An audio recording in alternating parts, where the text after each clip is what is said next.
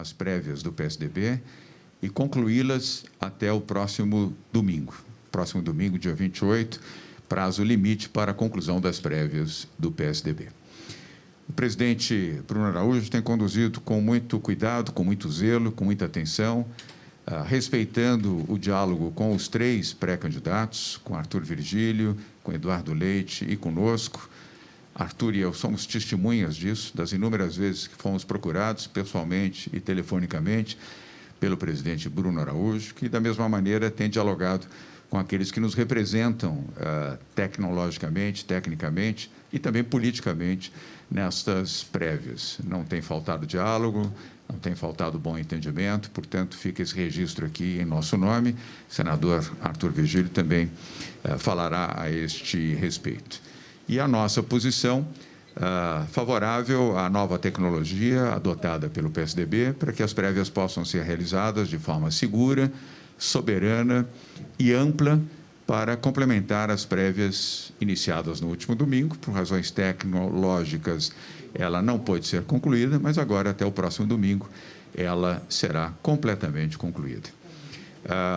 O presidente Bruno Araújo deverá estar falando com vocês ainda hoje, mais tarde, oferecendo detalhes, informações, com total e absoluta transparência sobre a continuidade deste procedimento e a valoração e a importância das prévias do PSDB dentro deste processo democrático que o Partido da Social Democracia Brasileira adotou. Todo processo democrático, em qualquer circunstância, em qualquer país, tem os seus percalços, mas nada substitui a democracia. Nada substitui o direito ao voto e ao direito àqueles que querem expressar a sua vontade. E, no caso específico, quem deseja expressar a sua vontade são filiados e integrantes do PSDB. Ao longo destes meses, Arthur Virgílio e eu cedemos inúmeras vezes a manifestações, posições e decisões que, ainda que nós dois, Arthur e eu, por bom senso, não por alinhamento, mas por consciência, postura, idoneidade e respeito à democracia e respeito também ao PSDB, cedemos ao longo desses meses. Desde a modificação daquilo que sempre representou o direito universal, onde um voto vale um voto, isso foi alterado. Nessas prévias, um voto não vale um voto. Depois, as modificações feitas, a utilização de aplicativo, ao invés da utilização de urnas eletrônicas, que era a nossa defesa, de Arthur e nossa, as urnas eletrônicas do Tribunal Superior Eleitoral, mais uma vez, cedemos e concordamos, assim como outras medidas que foram definidas.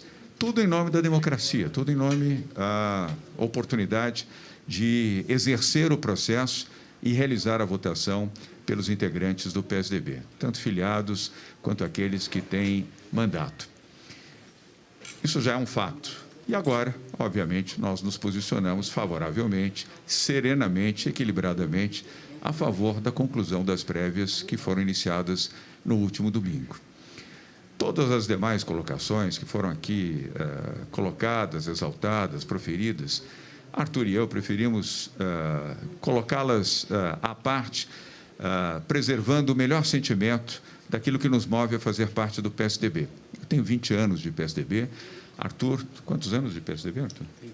33 anos de PSDB, desde a fundação. Entrou com... Desde a fundação do PSDB, ele tinha 2 anos, estava saindo do berço e precocemente já afiliado ao PSDB. E entendemos que a dimensão do nosso partido, a dimensão do PSDB, a dimensão daquilo que representa o único partido no Brasil que faz prévias, é mais importante do que qualquer outro sentimento que possa ter sido expressado de forma emocional, de forma instável ou de forma deliberada. Nós dois preferimos descartar esse sentimento e preservar o que há de melhor na democracia, que é o voto e é o sentimento daqueles que querem expressar isso através das prévias do PSDB, que se complementarão até domingo. Portanto, este é o nosso sentimento, mas, obviamente, que eu vou passar a palavra ao senador Arthur Virgílio para que ele possa também expressar a sua própria palavra e o seu sentimento aos jornalistas que aqui estão. E depois iniciaremos a coletiva. Arthur. Obrigado. Está quente. Ok. Bom, boa tarde, pessoal. Eu cumprimento quem veio para essa coletiva, Renata Varandas, da Record, meu queridíssimo Júlio Mosqueira, da TV Globo, a Daniele Brandt, da Folha, Isa Stanciarini, da CBN, Jussara Soares, do Globo, Gustavo Garcia, do G1. Na verdade, a primeira coisa que eu queria falar era das prévias. O João Dória até se antecipou um pouco ao que eu sei que ele pensa, mas é o que eu penso também. Essas prévias não são as ideais para mim. De jeito algum são as ideais. Eu não sou nenhum tolo de achar que elas me oferecem amplas possibilidades de vitória, enfim. Embora eu tenha obtido muitas vitórias com o programa que levei a 20 e tantos estados e com o choque de democracia que a gente dava ao falar para qualquer plateia durante esse período, que eu considero um período muito importante, quase que sagrado para um partido que queira se levantar como o PSDB. Eu vejo que as prévias têm que se aperfeiçoar, porque eu sinto assim uma coisa esquisita. Você veja, o João tem uma enormidade de votos, ele sozinho, o Leite idem e eu porque eu não tenho mandatos. Mas é justo, não é? A gente tem que, se a gente começar a ver os defeitos, a gente vai longe. Mas dizer só o seguinte, a gente teria que ter mesmo one man, one vote, um homem, um voto. Isso aí mostraria o resultado real, um resultado. Mas não foi possível. Eu pensei, poxa, se eu bato o pé, acaba não acontecendo, não sei o quê e tudo mais, é melhor algo que a gente percebe que está incompleta e que tem defeitos, que depois vai ser aperfeiçoado, esse algo, aperfeiçoado até nós chegarmos a essa coisa ideal que é one man ou one woman, one vote. E muito bem. Eu também ressaltar aqui que o presidente Bruno Araújo, cuja carreira eu acompanhei desde que ele era deputado estadual em Recife, acompanho há muito tempo. O Bruno é uma figura de raro talento político e que consegue ser muito firme nas horas necessárias. E ele se portou muito bem nesse episódio todo, porque nós todos estávamos preocupados com tudo, né? Sobretudo com os militantes, que ficaram frustrados, cada um de nós ficou também, mas muito preocupados também com o Bruno, porque, puxa, ficaria nas costas dele essa ideia do fiasco. E foi uma falha técnica que agora, com certeza, será corrigida. A empresa que entra sem dispensar a anterior, ela entra para realmente dar segurança. Nós podemos fazer conseguir muita fluência na votação e chegar a um resultado que seja um resultado expressivo.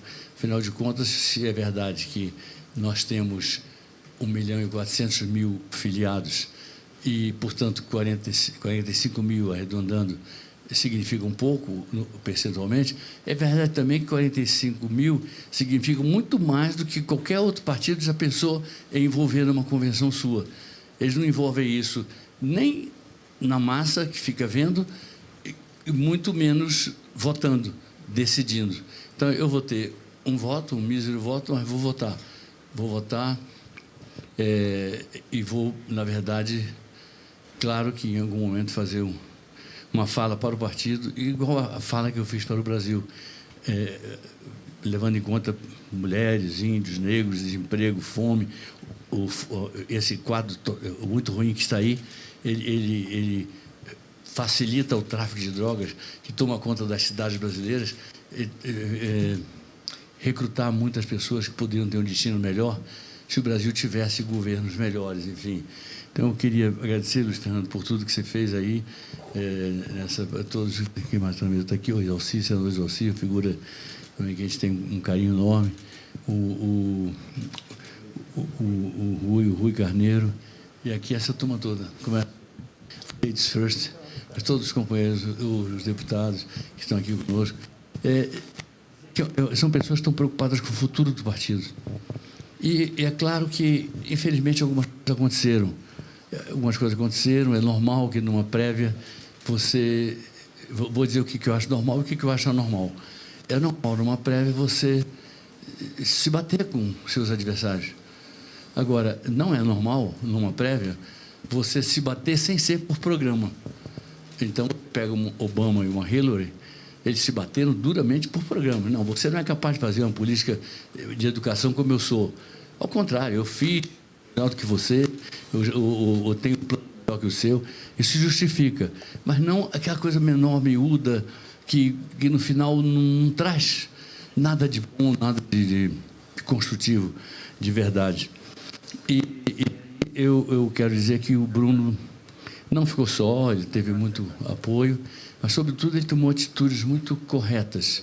Muito corretas. Por exemplo, foi buscar o amparo privado para os impasses da empresa gaúcha, né? A Fundação do Rio Grande do Sul. E as pessoas são especializadas, porque já fizeram mais de 30 eleições, não tem, segundo o Bruno me disse, nenhum contencioso jurídico a envolver essa empresa. Eles nunca tiveram problema na contagem, na apuração e na conferência dos votos. E eles são, portanto, tarimbados. Acabaram de fazer a eleição para do quinto constitucional da OAB, uma eleição assim, muito sofisticada, muito exigente. Então, é isso. Fico muito feliz de a gente poder estar exercendo democracia aqui. Se as prévias não são ideal, elas vão ficar um dia ideais, para quem as dispute. É um começo, e eu entendo que o governador João Dória e eu nos levantamos quando vimos que era necessário, porque eu não vim aqui, sinceramente, eu tenho às vezes um espírito bélico, mas sei também trabalhar a paz, se me deixarem. Porque depende também de... A pessoa não quer a paz, quer guerra, eu não posso fazer nada, né? Vai me buscar... E aí, óbvio que eu coloco com TACAP, né? Não tem como discutir isso. Então, eu quero dizer o seguinte, que eu entendo que o PSDB tem que fazer um grande esforço para se unir. Acabar com essa coisa menor, tem um jogo menor. E aí dá jeito, essas pessoas que têm um jogo menor, estão fazendo um jogo menor, mas que fazem isso por qualquer razão que não seja má fé, eu entendo. O que eu não entendo é alguém estar tentando boicotar uma coisa tão boa para o partido, para a democracia, para o Brasil, como exemplo para os outros partidos, inclusive, que são as prévias. A taxa de democracia no país aumenta. A taxa de democracia no país aumenta. Então, é óbvio que eu digo assim, lamentável que a gente perceba nitidamente que tem gente puxando para baixo, tentando arrumar pretextos, e não pode ser, e é melhor não, mas isso nos seus íntimos. Fora, exigem, fazem, acontece. Então, isso tudo foi combatido também. Eu entendo que daqui para frente pode ter esperneio, mas não acredito que ninguém mais consiga deter a marcha dessas prévias até se ter o resultado final, que será proclamado no máximo até domingo, dia 28.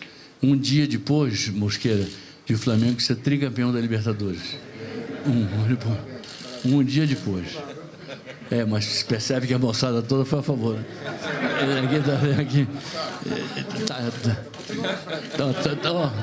Tem dois contra. Fogo. Isso é democracia. O Flamengo tem quase tudo e tem dois aqui. Tem direito à voz. Tem direito à voz, tem. Inclusive a espernear. Mas, viu, pessoal, é uma honra muito grande poder falar com vocês. Queria dizer que um compromisso que se tem que assumir, qualquer candidato a presidente da República ou pré-candidato que se leve a sério tem que assumir um compromisso com a imprensa. O Brasil é um dos lugares onde mais matam jornalistas. Há aqueles que têm uma posição mais privilegiada e, portanto, têm mais segurança, têm uma costa mais larga. Mas não é essa a realidade do Brasil interior adentro. É um dos países que mais assassinam, todos os anos, jornalistas. E ele fica junto com os países que são mais desagregados socialmente e mais desarrumados no econômico. Ficam junto com esses. Isso é uma coisa que não nos engrandece e nos dá um dado de pouco desenvolvimento ainda. Então, a gente tem... Eu entendo que eu enfrentei a ditadura e enfrentei a ditadura e sei o que é isso. Eu sei como fazia falta a gente ter uma imprensa que não só mostrasse as coisas ruins, os fatos de corrupção da ditadura, como uma imprensa que mostrasse o que a gente fazia, porque era difícil a gente falar. Passei tempos em Manaus que só uma rádio católica me ouvia. Ninguém me ouvia mais, não podia me ouvir. E essa rádio católica, eu também não sou um irresponsável, eu não ia exagerar lá nas críticas, porque eles fechavam a rádio. Então, não adiantava eu fazer isso. Então, eu sou muito grato, vou ser grato até morrer a eles, porque só eles ficaram. Mas quanto mais imprensa, quanto mais... Eu sou uma pessoa que recebo críticas, aprendo com as críticas. Agora, a gente precisa da imprensa para alertar, para mostrar coisas muito boas para o país. Se tiver uma pessoa que não tenha boa fé, existe, a gente não é obrigado a ficar se incomodando muito com isso. Mas sente que é uma crítica que nos ensina alguma coisa, a gente tem que aprender. Tem que aprender e eu creio que esse é o dever de um democrata de verdade. Por isso, então, eu tenho prazer de nós podermos dividir esta mesa, às vésperas de uma luta, né? E dividir aqui, porque estamos numa tese em comum, que é a tese de nós queremos prévias de qualquer jeito. Essas prévias têm que ser realizadas. Prévias mesmo, prévias já, prévias para valer. Nós não podemos brincar. Era só o que faltava o PSDB fazer um esforço brutal para se recompor diante da opinião pública. Ainda tem muito o que fazer. Eu não vou nunca abrir mão da luta pela desbolsonarização desse partido. Esse partido nasceu com a vocação de mudar e não se muda atrelando o próprio partido, ou grande parte dele, aos erros, às diatribes, às tolices, que todos os dias são praticadas por um governo que, enquanto não acabar, não vai me dar o direito de dormir com tranquilidade. Eu não durmo com tranquilidade. Tem o Heine, aquele alemão, aquele pensador alemão, que dizia, às vésperas do nazismo, ele dizia, de noite, quando eu penso no meu país, perco o sono. É um pouco a sensação que eu tenho. As coisas estão muito complicadas. A Amazônia, muito complicadas, a questão do emprego, muito complicadas mesmo sobre todos os aspectos. Eu sinto que tem um desgoverno, e esse desgoverno precisa ser enfrentado com o Partido Unido. Acho que aquele que se furtar, ajudar o vitorioso a fazer a sua campanha, ele não é um tucano de verdade. Ele pode estar com todas as intenções, menos as boas. Então, as nossas intenções, as minhas, por exemplo, são as melhores possíveis, no sentido de unidade, de união. E por isso mesmo é que eu resolvi hoje de, olha, vim para cá, paz e amor, não falar nada de ninguém, a não ser que pergunte, né? Aí, muito obrigado, pessoal. Obrigado, Arthur. Eu vou pedir licença aos meus colegas, jornalistas, para uma breve intervenção do Luiz Fernando Machado, que é prefeito de Jundiaí, e foi deputado federal e é o coordenador tecnológico da nossa campanha. Ele, juntamente com a equipe do senador Arthur Vigílio e a equipe também do Eduardo Leite, e mais a equipe do partido, ajudou a ordenar o processo, principalmente depois do problema havido no último domingo. Apenas para dar um pouco do report atualizado, para que vocês possam sintonizar ainda melhor e, obviamente, depois, quando do momento em que o presidente nacional do PSDB, Bruno Araújo, vier aqui conversar com vocês, talvez isso até ajude a brifar um pouco melhor as informações e as questões que vocês certamente terão. Luiz Fernando. Bom, governador, em rápidas considerações, agradecê-los por toda a equipe que foi envolvida nesse processo, nominando aqui a Kellen, que, juntamente com a equipe do Arthur Vigílio, coordenou comigo o processo não só que antecedeu a consolidação da votação no domingo, mas especialmente após o período de instabilidade, aquilo que poderia ser feito para poder sanar e nós retomarmos o processo de votação do PSDB. E vale o registro, dada aqui a participação do nosso senador Arthur Vigílio e também do nosso governador João Dória, da busca incessante desses dois para que nós tivéssemos a participação das pessoas. Porque, em que pese os colégios eleitorais ponderados, os dois defenderam, após o domingo, a manifestação dos filiados através do seu voto, que seria a razão e a consolidação do processo de prévias e a beleza da democracia tucana sendo manifestada para todo o país. Então, após essa busca incessante de alternativas técnicas para que nós pudéssemos prosseguir a votação, chegou-se à conclusão de que encontrar uma alternativa amadurecida, já utilizada, já testada, seria, neste instante, mais razoável do que aquela que permanece ainda em desenvolvimento, e nós acreditamos com muita clareza que a Fundação terá condições de poder executá-la no tempo em que é necessário para a execução de uma ferramenta como essa. Então, cumprimentá-los, porque em todo instante o que eu ouvi do governador João Dória e do nosso senador Arthur Vigílio era que o respeito ao filiado devesse prevalecer, e ele prevaleceria necessariamente com a votação de todos. Então, governador, em rápidas considerações, haverá ainda na noite de hoje um teste de estresse para que a ferramenta que eu volto já madura e consolidada possa ser, de fato, aprovada por todos, já que já está consolidada como mecanismo de votação para os próximos dias, especialmente para as próximas horas. Então, parabenizá-los por isso e especialmente por buscarem efetivamente a contribuição de alternativas que viabilizassem o filiado. Quero encerrar aqui a minha manifestação dizendo que, antes de ser prefeito, sou filiado e me sinto representado pelo governador João Dória e pelo senador Arthur Vigílio, que jamais menosprezou a capacidade do seu filiado em se organizar para poder votar. Em razão disso, eu manifesto aqui o meu agradecimento e a minha parabenização. Nunca houve minimização do voto do filiado e, após o problema, os dois se concentraram efetivamente em buscar o filiado como maior aliado para a festa democrática tucana. Então, parabéns aos dois candidatos que aqui estão, que querem votação, querem resultado e querem a participação dos seus filiados. Muito obrigado, Luiz Fernando. Vamos agora, parabéns. Vamos agora às perguntas. Vamos seguir a relação que foi aqui feita, começando pela Renata Varandas, da TV Record. Renata, onde você está? Aqui. Tem microfone? Vamos usar esse aqui. Boa tarde, Renata, mais uma vez. Vamos à sua pergunta. Olá, boa tarde a todos. Na verdade, a minha pergunta é uma pergunta óbvia, já que a gente está falando dos choques que tiveram dentro do PSDB, que vieram à tona e que são públicos e que a gente está acompanhando.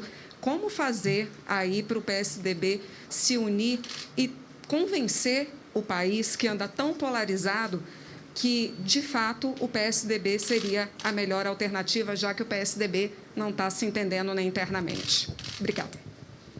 Renata, primeiro, concluindo as prévias, a forma de representar adequadamente o PSDB é concluir o movimento das prévias.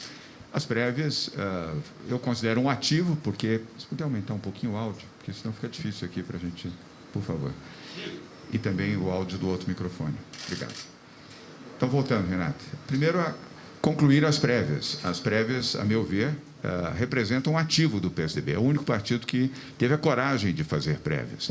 Problemas, questões partidárias existem em todos os partidos. A vantagem do PSDB, que me motiva desde o início, nesses 20 anos de filiação, é que é um partido sem dono e continuará sem dono. O PSDB, com as suas qualidades e com seus defeitos, é um partido cujo comando é dos seus filiados. É o partido com o maior número de filiados no Brasil, mais de 1.400.000 ainda que não tenham sido viabilizados para a votação, como Arthur Vigílio e eu gostaríamos, mas eles são filiados ao PSDB.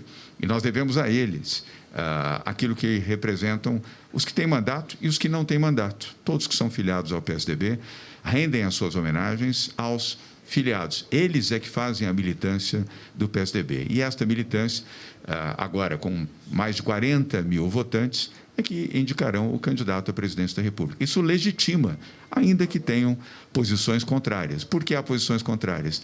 Porque o PSDB não é um partido de um dono, onde um manda e todos obedecem. Aqui há vários sentimentos, há várias posições, todas elas que merecem respeito. Nós respeitamos Eduardo Leite, nós não desrespeitamos o governador do Estado do Rio Grande do Sul. Ele não é nosso inimigo, nem meu e nem do Arthur. Ele é parte do PSDB. Portanto, nós compreendemos também a sua luta, o seu desejo, os seus anseios.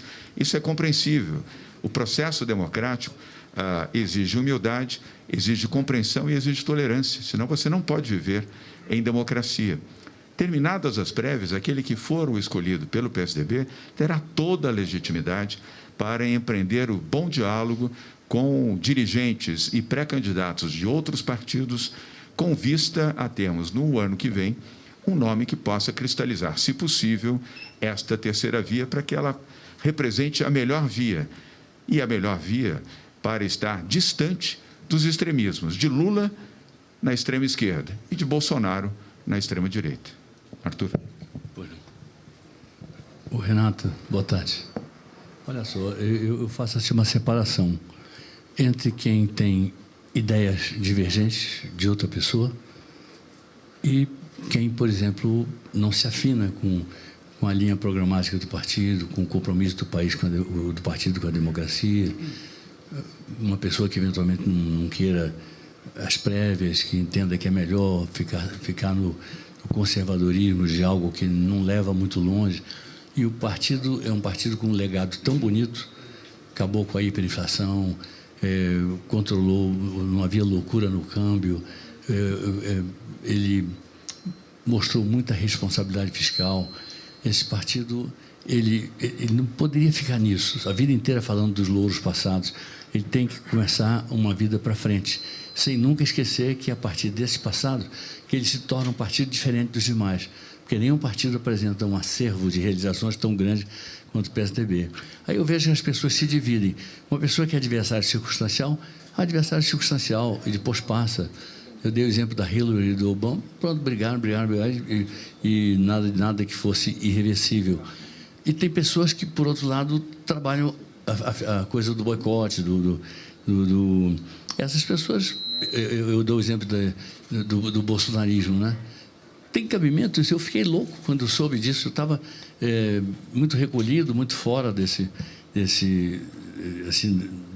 minúcias todas da vida pública brasileira no plano nacional. Eu dizia, pô, meu partido tem uma bancada de bolsonaristas, mas tem tanto partido para se abrigar.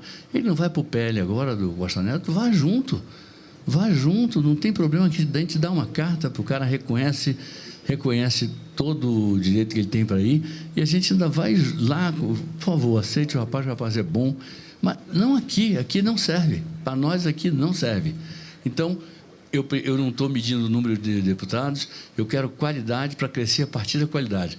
Então, não é um partido que vai engordar, é um partido que tem que ficar musculoso e forte, porque musculou a sua recuperação. Muito obrigado, Renata. Renata, obrigado mais uma vez. Bem, vamos agora a você, Júlio Mosquera. Júlio já tem que pagar o almoço já para o senador aqui pela exaltação que fez a você, viu? Nos conhecemos de longuíssimas datas, muitas conversas. Senado, né, senador? Aliás, até hoje eu sempre chamo de senador, porque é difícil até fazer essa associação com a Prefeitura de Manaus, embora seja, na verdade, a sua grande casa lá e onde se realizou sempre. A minha pergunta é um pouco parecida com a da Varandas, porque, na verdade, mais do que reconstruir o partido, é preciso reconstruir essa imagem do PSDB.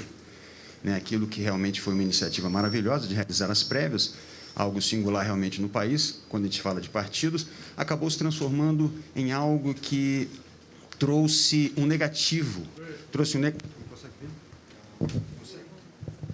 trouxe uma certa imagem negativa para o partido. Eu queria saber o que é preciso ser feito para mostrar que o partido, o PSDB, ele está na vanguarda de todo esse movimento e que ele, a partir desse resultado, dessas prévias, de fato ele consegue se reconciliar. É possível retomar imediatamente, por exemplo, o diálogo com o Eduardo Leite?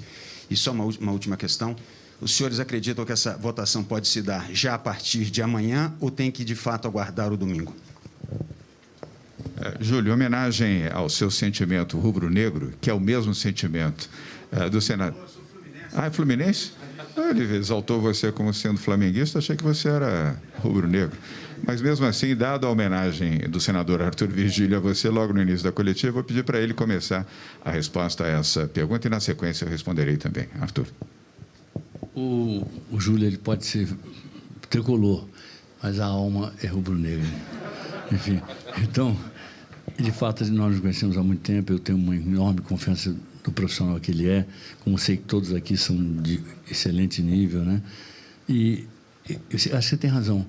É muito complicado a gente restaurar um partido se a gente tenta um empreendimento como esse das prévias e ele não dá certo. Se a gente tem esse problema de corpos estranhos no partido, de bolsonaristas, de pessoas... Eu não tenho nada contra alguém ser bolsonarista. Não tenho nada contra. Agora, tenho contra aqui. Lá fora pode ser o que quiser. Agora, aqui, dentro do partido, aqui não. Não tem cabimento uma pessoa que fala que no Enem, depois de estragar o Enem, diz que... E não leu o Enem todo, tem umas perguntas meio cabeludas, que quando ele souber, ele vai demitir meio mundo lá. Mas o presidente diz que o Enem, ele fez a Revolução de 64 no Enem. Revolução de 64, para mim, significou dor, significou muito sofrimento familiar. Tempos depois, meu pai foi cassado, era senador, tortura, morte. Eu passei momentos difíceis, fui enquadrado no 477. Infelizmente, o ministro Java Passarinho entendeu que era injusta a acusação a mim. Afinal de contas, eu tinha manifestado minha opinião. Eu nunca mais ia poder estudar. Invadiram minha casa. Minha mãe foi humilhada. E é claro que essas coisas a gente não deixa passar batido. Então, são coisas incompatíveis.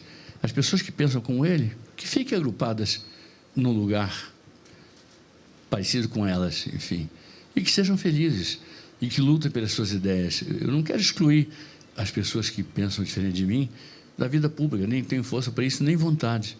Mas eu também não gostaria muito de ficar nessa convivência. O partido não sendo nenhuma coisa nem outra, quando vota uma maluquice como essa PEC dos precatórios, que traz inflação, traz fome,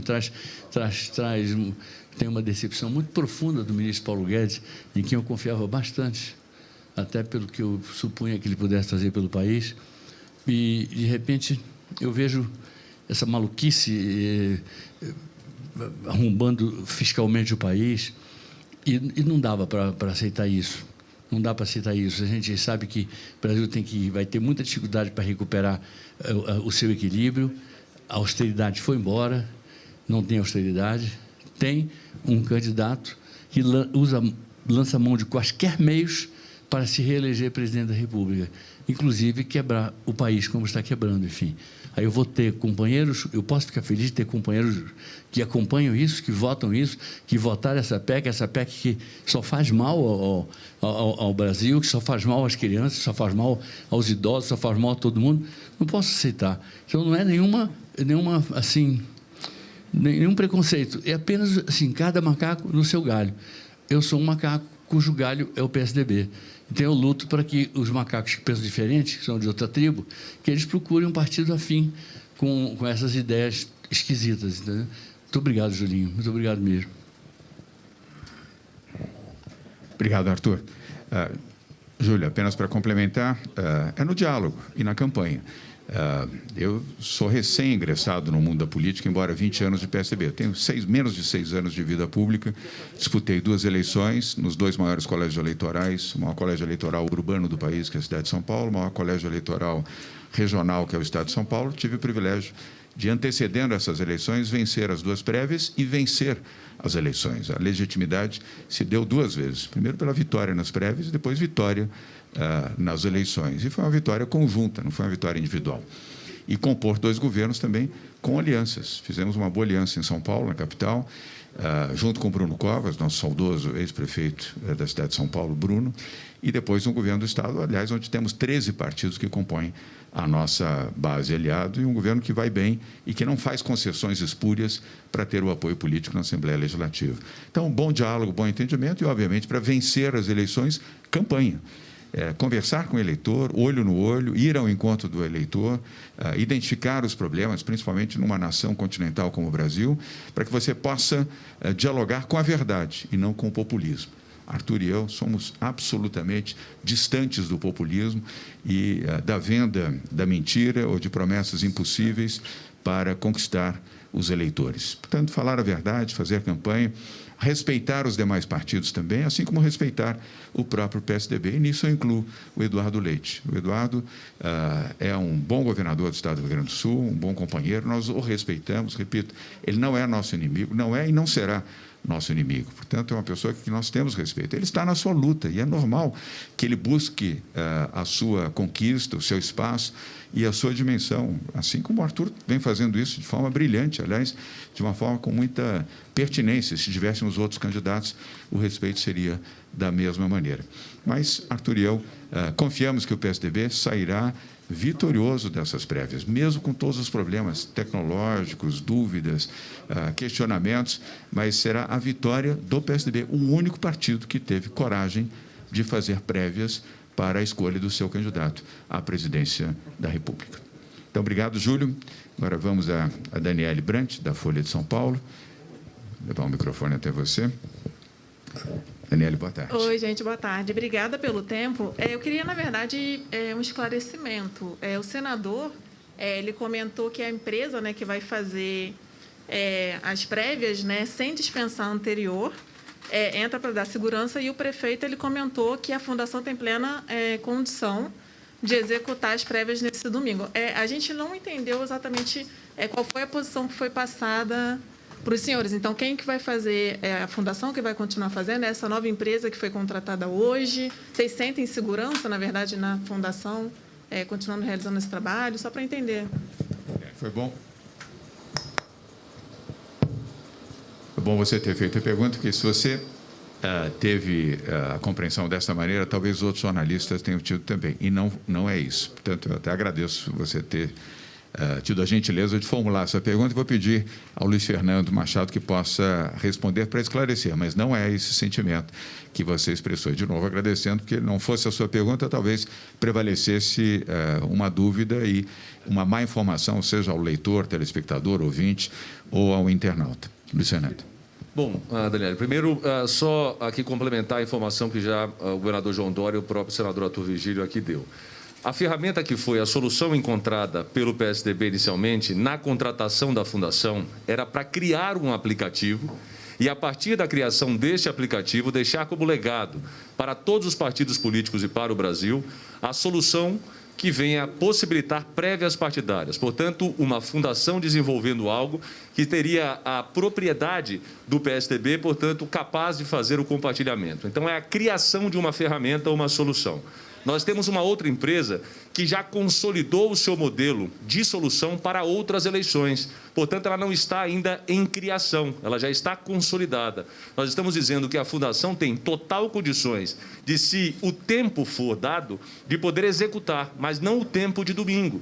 E ficou muito claro, dadas as informações anteriores, que não seria possível consolidar. Então, nós estamos tratando de algo que estava ainda em gestação para algo que está consolidado. Portanto, há uma diferença absoluta. Tanto que a contratação da Fundação, quando nos passa a propriedade e a cessão deste aplicativo para outros partidos políticos, é porque tem autonomia e o selo do PSDB. À medida que parte-se para a contratação de uma empresa privada, que já testou a sua solução para mais de 30 eleições, nós temos um outro mecanismo. Então, não vamos confundir aquilo que foi contratado para a execução, que tem um prazo que ainda, se for dado, é possível consolidar, que não o prazo de domingo, para uma outra solução que já está consolidada, portanto, apta a ser utilizada imediatamente, mas por uma questão eminentemente técnica de perceber que os 3 candidatos precisam dar a sua contribuição técnica, abriu-se essa possibilidade de nós consolidarmos, segundo a orientação do presidente Bruno Araújo, estas análises ainda hoje, para que sim, a partir já do momento que o presidente entender que a solução está madura, e nós entendemos que essa solução está madura já para as próximas horas ou para o próximo dia, fazer a consolidação da eleição. Portanto, há 2 circunstâncias diferentes: a contratação de algo já pronto, àquela outra contratação da Fundação para o desenvolvimento. São 2 questões absolutamente distintas. Obrigado, Luiz Fernando. Dani, ficou claro para você? Ok, obrigado. Então, vamos agora a Isa Stacciarini, da Rádio CBN. Isa, boa tarde. Chegando o microfone até você. Bom, boa tarde, governador, boa tarde, senador, e a todos. A minha pergunta é, diante desse prazo agora dos testes, né, que a empresa, vocês, os 3 representantes técnicos, vão ter 8 horas para tentar quebrar o sistema de segurança, depois a empresa vai ter mais 4 horas para responder. Qual que é a expectativa de vocês? Ou seja, claro que o nome vai sair até domingo, mas a votação ocorreria amanhã, quinta, sexta, qual que é essa estimativa? E a minha outra pergunta ainda vai na linha do que declarou o governador do Rio Grande do Sul, Eduardo Leite, que ontem fez um discurso bastante acalorado, inclusive dizendo que houve compra de votos do outro lado, né, se referindo ao governador de São Paulo, João Dória. E eu gostaria de saber qual que é a resposta do governador em relação a isso. Obrigada.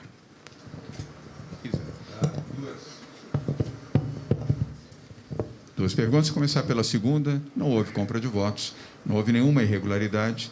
E, se tivesse havido, denuncia-se, comprova-se, demonstra-se. Colocações feitas ao sabor e ao calor de uma prévia, nós preferimos não levar em consideração. E eu, também, como candidato ou como pré-candidato, não levei isso em consideração. Acho que faz parte mais do calor de uma disputa do que propriamente de algo que possa merecer uma atenção mais profunda. Até porque, se houvesse isso, o candidato e os que o apoiam teriam já formulado isso de maneira correta para a devida investigação.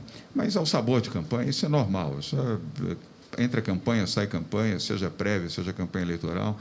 Colocações dessa natureza estão sempre dentro do calor do momento onde a temperatura cresce. Mas isso não impede de manter a minha admiração e o meu respeito pelo candidato e governador do Estado do Rio Grande do Sul, Eduardo Leite.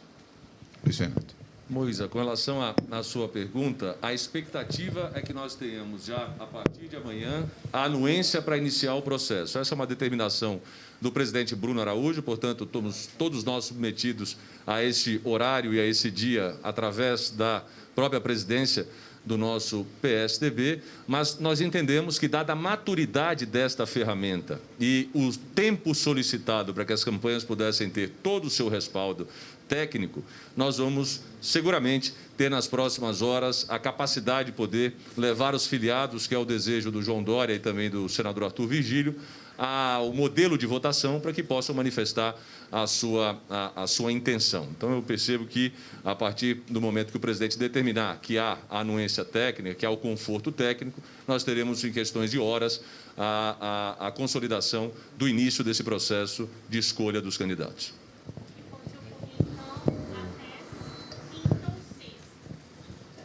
Na realidade, como, volto a dizer, a ferramenta tem um nível de maturidade e de consolidação já testada, nós entendemos que, a partir do momento da abertura desse processo e o fluxo de votantes for um fluxo compatível com aquele que é o desejo do filiado votar, nós não teremos maiores dúvidas e nem necessidades de tempo.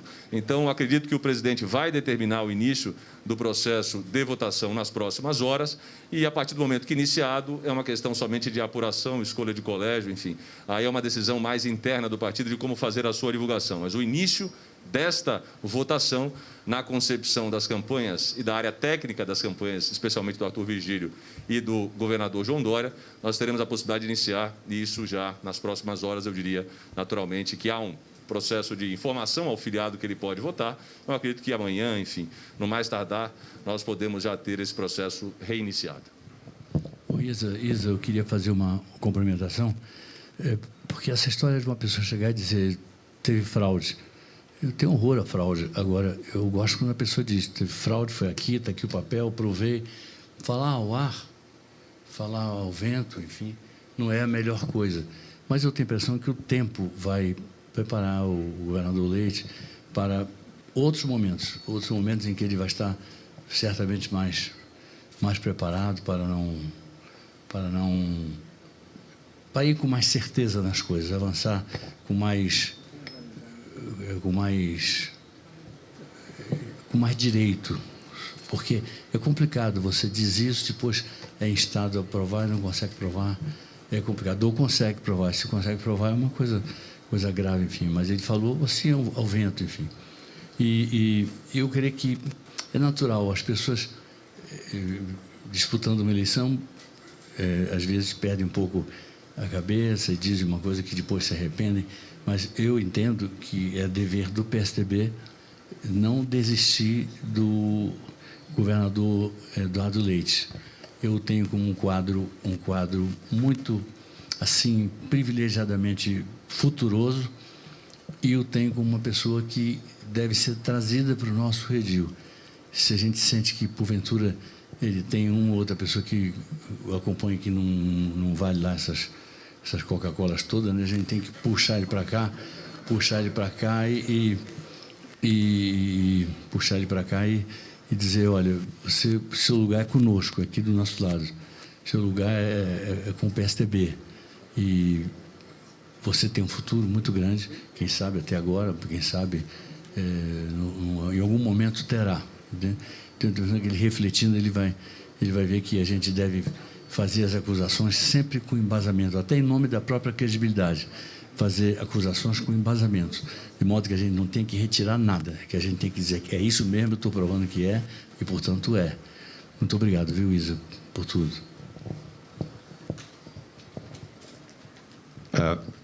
Isa, obrigado pelas perguntas e quero apenas endossar a posição expressada aqui por Arthur Virgílio em relação ao governador Eduardo Leite. É um bom quadro do PSDB, um jovem, bom e eficiente quadro do PSDB. Espero que ele continue no PSDB. Ele tem uma longa e bonita trajetória dentro do partido do qual ele é filiado, aliás, curiosamente, também há 20 anos, como eu. E as nossas relações continuarão sendo relações respeitosas e de amizade. Pelo menos da minha parte, este é o sentimento. Vamos agora ajustar... Você quer? Pois não. Eu queria só dizer, Isa, foi bom que você provocou uma opção de coisa boa. No debate da CNN, eu fiz uma provocação aos três. Eu digo, eu não saio do PSDB em hipótese nenhuma. Eu encerro minha... João diz a mesma coisa, eu encerro a minha carreira no momento que o PSDB acabar. Se acabar, acaba a minha carreira. Sinceramente, eu não consigo me ver no outro partido. Eu não sou, assim, ave de arribação. Eu acredito que o PSDB tem tudo para se dar bem, mas se ele se der mal, eu continuo ao lado dele. Enfim, eu sou viciado no PSDB e é um vício incurável. Então, eu vejo que nós temos... No debate da CNN, o rapaz fez isso. O Eduardo Leite, ele disse que... contou toda a história dele, militante antigo do partido, militante que só não se filiou antes por falta de idade, mas quando completou 16 anos se filiou, e hoje tem 36, 37, sei lá, e esse tempo todo no PSDB. Então, eu não tenho nenhuma razão para imaginar que ele vai sair do partido, se ganhar, e nem vai sair do partido se porventura perder uma eleição de prévias ou de presidente da República. Eu acho que ele é um tucano da mesma estirpe que a gente cultiva como a melhor estirpe. Eu quero dizer isso com o coração bem aberto. Obrigado. Obrigado, Arthur. Isa, mais uma vez, obrigado. Vamos para a penúltima intervenção, é da Jussara Soares, do jornal O Globo. Jussara, boa tarde. Boa tarde. Sua pergunta, por favor. A minha dúvida é em relação aos votos que já foram computados. Eles serão utilizados ou a votação ela se inicia? E de que forma esse aplicativo, se ele poderá ser utilizado de alguma forma, a base de dados deles, enfim, essas informações deles. Então, basicamente é isso. E como é que a equipe, as duas equipes, elas vão monitorar aí esses testes? Como que deve ser isso? Queria um pouco mais de detalhes. Obrigada. Bom, com relação ao monitoramento, ele é feito a partir do momento que as equipes de segurança cibernética, não só das próprias campanhas, mas também as equipes contratadas pelo PSDB, agem para proteger o modelo de votação. E a primeira pergunta... sim.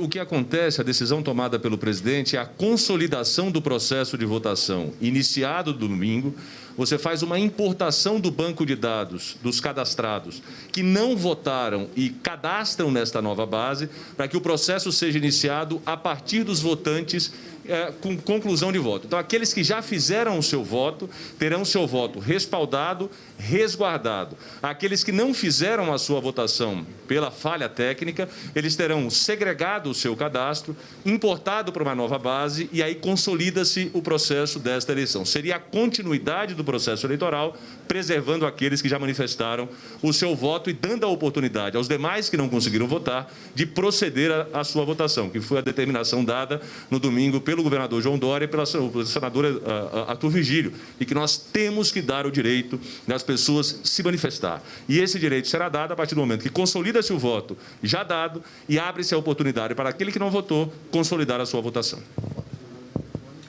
E o voto, aqui me complementa o prefeito de São Bernardo do Campo, Orlando Morando, o voto da urna eletrônica ele já está estabelecido porque o seu modelo de votação ele já está posto. Aliás, um detalhe muito importante, que essa ferramenta agora utilizada pelo PSDB, ela usa as bases da Justiça Eleitoral e do regramento eleitoral. Isso acompanhado, inclusive, com muito brilhantismo pela advogada aqui presente, que auxilia o senador Arthur Virgílio, Adalmara, que está aqui presente conosco. Então, ela nos deu todo esse respaldo de que as bases desta nova ferramenta estão consolidadas diante daquilo que preconiza a própria Justiça Eleitoral. É o mesmo modelo como se uma votação em urna fosse feita. Portanto, resguardado o mesmo sigilo, a mesma qualidade, a mesma defesa do voto, a auditoria do voto, em caso de qualquer dúvida, a capacidade de se auditar dentro dos regramentos da própria Justiça Eleitoral e do Tribunal Superior Eleitoral Brasileiro.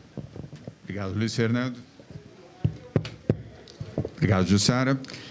Nós acrescentamos mais uma pergunta, a pedido da Luciana Lima, do Metrópolis, mas vamos seguir a ordem com o Gustavo Garcia, do G1, e depois finalizamos com você, Luciana. Então, vamos ao Gustavo Garcia, do G1. Gustavo, boa tarde. Obrigado pela tua presença aqui. Sua pergunta, por favor. Boa tarde, governador. Boa tarde, candidatos. Senador Arthur Virgílio, o senhor citou aí, né, que o partido pregou agora aí que o partido faça uma desbolsonarização do PSDB.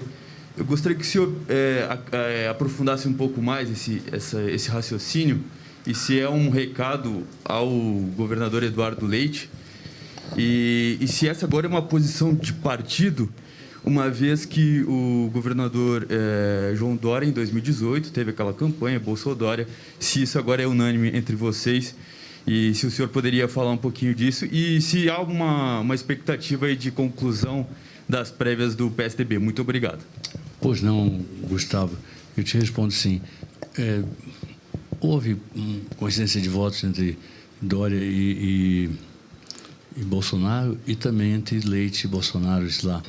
Eu preferi votar no Fernando Haddad e considero que ele é um ingrato porque ele nunca votou em mim, né?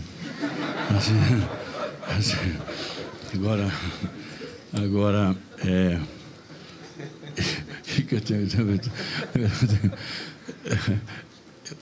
que eu acho que a gente tem para você realmente chegar ao que eu chamo de desbolsonarização, eu estou pensando no que nós temos de quadro hoje.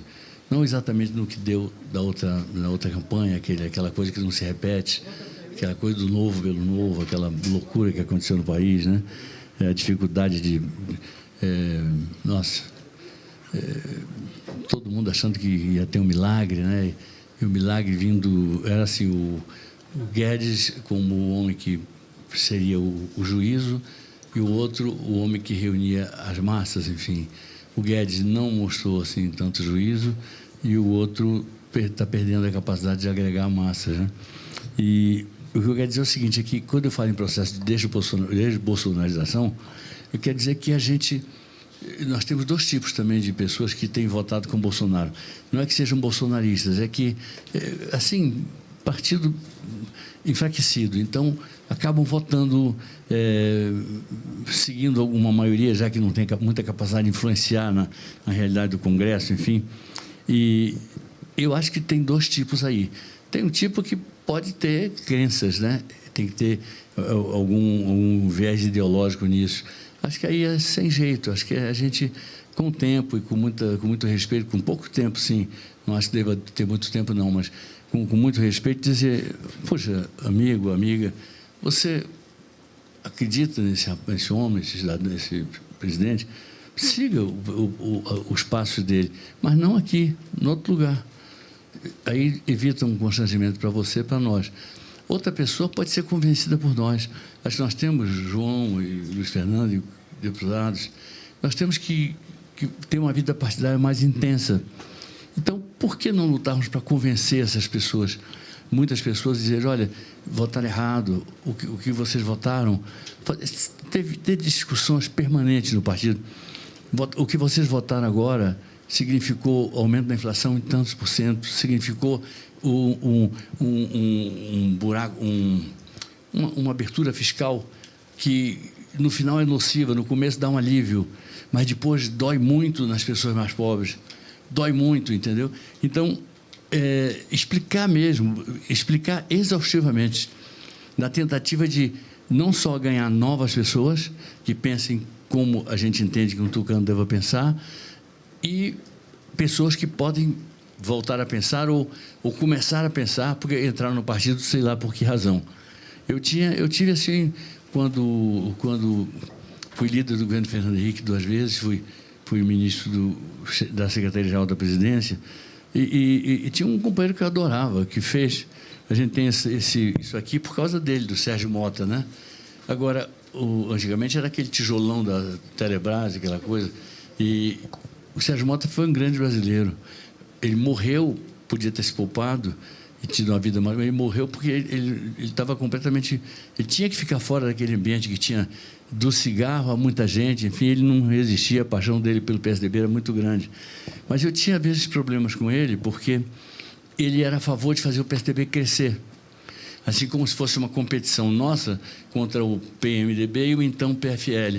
Eu dizia, não é assim, Sérgio, a gente não tem que crescer, porque tem gente que foi colocada por esse impulso dele, né? Foi colocada e depois saiu. Então, qual a vantagem de ter uma pessoa que fica contigo enquanto você é governo, depois, quando você não é, te larga? Eu não vejo que seja uma vantagem, enfim. Aí a gente discrepava um pouco disso, com muito carinho, com muito respeito, mas discrepava um pouco disso. Eu dizia, nós temos que ter pessoas que acreditem no PSDB. Então, você ter uma base, que eu acho que o PSDB podia ter tido no governo do Fernando Henrique, os aliados completariam isso, mas 60 votos, 70, no máximo 70 deputados, aqueles que fossem eleitos, um ou outro que parecesse com a gente, que a gente traria, mas não assim indiscriminadamente. Não assim... Eu tenho pessoas que... Eu vejo pessoas que estiveram no PSDB e deram a volta ao mundo, fizeram todos os partidos. Eu pergunto, bom, qual é a vantagem de ter um cara desse enquanto eu sou governo? Eu preciso dele quando eu sou oposição. Se ele não é capaz de sustentar uma luta de oposição, é porque ele não tem convicção. Se ele não tem convicção, ele não interessa. Pelo menos no meu modo de ver as coisas, ele não interessa, enfim. Então, eu divido quem tem boa-fé de quem pode até ter boa-fé, mas pensando para o outro lado, digo, olha, você vai para o outro lado. E quem tem boa-fé, a gente tenta convencer, fazer ficar aqui e trazer novos quadros para cá. Tem gente boa que pensa em entrar no PSDB, e por isso é importante a gente não deixar fracassar essas prévias. É muito ruim para todo mundo e muito bom para nós, e acaba sendo bom para o Brasil se essas prévias, que são uma inovação, se elas nos colocarem em situação pior do que aqueles que não têm coragem de fazer prévia. Não tem coragem de fazer prévia, então não tem erro, não vai errar nada. Mas nós ousamos e não nos demos bem no primeiro momento. No segundo momento, agora, a gente pegou realmente quem tem tarimba e quem tem know-how para fazer a coisa andar. Então, é a forma como eu vejo, sabe? Mas que a gente precisa realmente ter um partido que seja... Inclusive, eu acho que a gente superando essa etapa, que é uma etapa primária mesmo, não é lugar para bolsonarista aqui, é uma etapa primária. Uma vez superado isso, acho que a gente tem que pensar, Gustavo, tem que pensar em fazer um grande congresso, e nesse congresso nós estabelecermos aquilo que torna contemporânea a social-democracia brasileira. Porque a social-democracia, tal como a gente a entendia e tal como ela vigia, ela estava vigente na Europa, por exemplo, em vários países, ela foi colecionando derrotas e mais derrotas. Ela foi falhando, foi fracassando. Então, eu não entendo que a gente tem que repetir aquela concepção de social-democracia que a gente via, que era relaxada na questão fiscal. Eu acho que a primeira coisa que você tem que fazer é ser responsável fiscalmente. A partir daí, você consegue tudo. Você consegue dinheiro para obras, consegue dinheiro para programas sociais importantes, enfim, tudo isso. Então, acho que a gente tem que pensar e dizer, olha, a nossa social-democracia, ela está contemporaneizada a partir de um congresso, ouvindo muita gente de fora, muita gente de dentro, para a gente dizer, olha, eu continuo social-democrata, mas estou agora up to date, estou vivendo o meu tempo, o tempo de hoje, enfim. Então, a gente não pensa numa coisa maior, numa coisa melhor, quando a gente tiver essa chatice. de uma pessoa fica constrangida lá, faz aquele voto envergonhado, e, ao mesmo tempo, esse voto envergonhado é ruim para o partido, desmoraliza o partido, não é legal isso. Então, eu acho que a gente tem que dar um jeito nisso. Acho que é um dever que a gente tem que, em conjunto, fazer. Não representa nenhuma inimizade, não representa nenhuma... Apenas o seguinte, o teu lugar nem é aqui. O teu lugar nem é aqui. O meu lugar é aqui, o teu nem é aqui, o meu não é lá. Imagine eu lá. Para eu ir para lá, eu precisaria ir acompanhado de uns 4 psiquiatras, de uns 8 psicólogos. Nossa, não dava não, meu lugar é aqui. Eu estou aqui. Muito obrigado, viu, Gustavo? De coração. Obrigado, Arthur. Gustavo, dado o adiantado da hora, eu vou tentar ser breve, até porque vão ser as 2 últimas perguntas na sequência. Nós já estamos com 1h10 aqui de entrevista. Eu quero estar distante dos extremos, Gustavo. Eu não votei no Fernando Haddad, eu venci o Fernando Haddad. Então, você vê o que é a democracia. Eu adoro o Arthur Virgílio, sou admirador do Arthur Virgílio, mas eu jamais votaria no PT, assim como venci o PT 2 vezes, em 2016 e 2018. Então, não há hipótese de votar no PT. Assim como no bolsonarismo, a decepção de alguém que traiu o voto de milhões de brasileiros, né? E hoje se tornou um genocida, um negacionista, além de um incompetente. E, além de tudo, formulador de rachadinha. Eu quero estar distante dos que formulam e advogam rachadinha e dos que formulam e advogam petrolão ou mensalão. Bom, obrigado, então. E vamos agora à penúltima, que é a Luciana Lima, e depois terminamos com o Theo Cury. Luciana Lima, do Metrópolis. Tem um microfone para ela? Não, isso, agora sim. Pronto. Luciana. Boa tarde. Obrigada por me incluir aí na lista de pessoas para perguntar. E eu gostaria de fazer 2 perguntas, bem na linha do que meus colegas também já falaram, mas essa ideia de desbolsonarização do PSDB. Eu gostaria de saber se o senhor, Arthur Virgílio, o senhor acha que isso deve refletir-se nas votações no Congresso, visto que, muitas vezes, o PSDB foi base para a aprovação de projetos de interesse do governo. E se o senhor considera que esse desembarque, que esse sonhado desembarque aí do bolsonarismo, ele pode ser entendido como tardio, visto que a gente já está escolhendo o candidato à sucessão do Bolsonaro. E ainda falando sobre o Eduardo Leite, as acusações que ele fez aqui ontem, ele o chamou, governador João Dória, de autoritário, disse que o seu discurso é no sentido de extirpar pessoas, né, do PSDB. E aí eu gostaria de saber, ele entendeu o espírito das prévias? O senhor considera que ele ultrapassou o limite do que é aceitável, o que é dentro do campo programático? Eu gostaria que os senhores falassem sobre isso. Luciano, vou tomar a liberdade de começar pela segunda e depois passo ao Arthur, já até que você dirigiu a primeira pergunta a ele.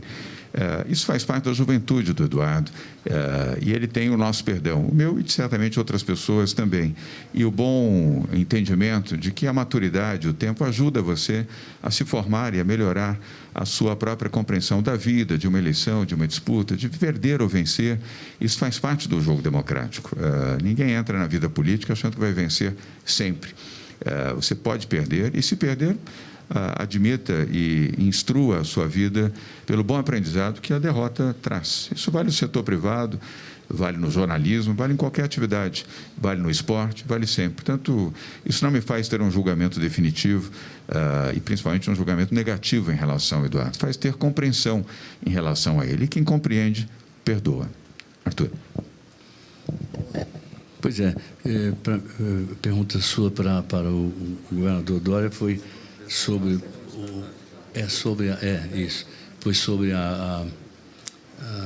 as acusações muito não, para você foi as frequentes ataques do Eduardo Leite. Então eu acho também que ele é uma pessoa de muito valor, mas que tem um caminho pela frente, tem que, enfim, porque tem gente que já o acha autoritário. Tem gente muito bonzinho, né? Mas já o acha autoritário. E já o acha... Hoje mesmo eu ouvi pessoas que não são da vida pública que dizem que o acham autoritário. Eu não acho. Eu acho que ele tem que se adaptar mais a esse jogo. Ele tem nenhuma vivência de Brasília. Ele tem que se adaptar mais ao jogo. E depois perceber que a palavra, muito raramente, ela é de ouro. Quase sempre, quando ela é boa, ela é de prata. A gente, às vezes, tem que perceber que não é para sair dizendo tudo e achar que dizendo as coisas todas resolve toda a sua vida. Você falou do desembarque tardio. Eu concordo com você. Acho que houve uma certa flacidez, e que a gente precisa realmente resolver esse problema, porque isso impede que a gente faça o congresso que defina a nova social-democracia até para o mundo, que ela está velha e caduca no mundo inteiro, ela está dando errado em tudo que é país. É como se fosse assim, a direita europeia organiza, aí vem a social-democracia, ganha uma eleição e começa a gastar absurdamente, enfim, é um pouco isso. Eu acho que a gente tem que entender esse desembarque, assim, de maneira otimista em relação aos bem-intencionados, aqueles que precisam aprender mais essa coisa da boa política, fazer eles desembarcarem do bolsonarismo e se enraizarem no PSDB. Aqueles que estiverem lá,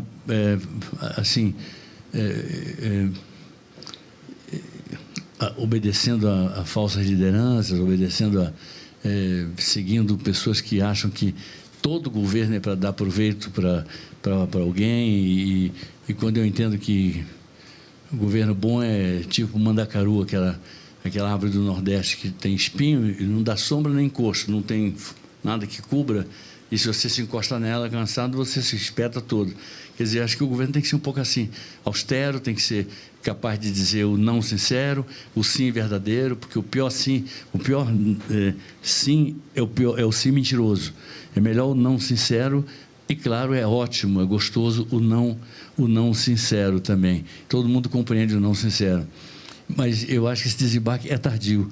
Nós passamos esse tempo todo assim, sem ter grande destaque as prévias foram sábias até nisso. O PSDB voltou a ocupar um espaço grande.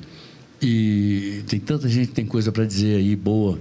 E você vê o talento desse moço aqui ao lado. É um advogado e, um tanto, especialista em tecnologia, né? E ele... Isso é para ver se ele vota em mim, viu, João?